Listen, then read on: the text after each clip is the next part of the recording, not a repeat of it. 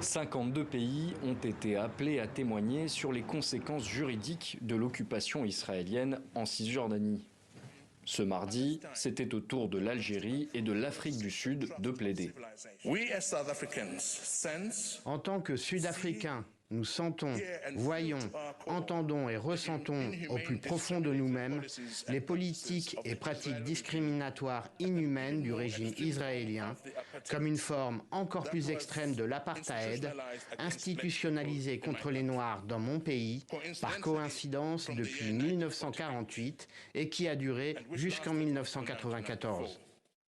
Déjà le 29 décembre dernier, l'Afrique du Sud avait engagé une autre procédure devant la même cour, accusant Israël de commettre un génocide contre les Palestiniens dans la bande de Gaza.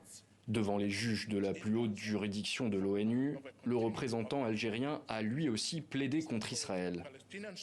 L'Algérie est profondément convaincue que l'impunité est la première loi des oppresseurs.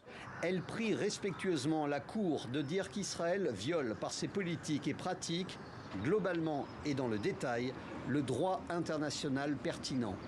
L'occupation du territoire palestinien est effective depuis 1967. À l'issue de la guerre des 6 jours. Israël ne participe pas aux audiences, mais a appelé la Cour à rejeter la demande d'avis dans une contribution écrite. La Cour internationale de justice rendra un avis non contraignant dans les 6 mois à venir. Selon les partisans du camp pro-palestinien, cet avis pourrait servir de base à des négociations futures entre Israël et l'autorité palestinienne.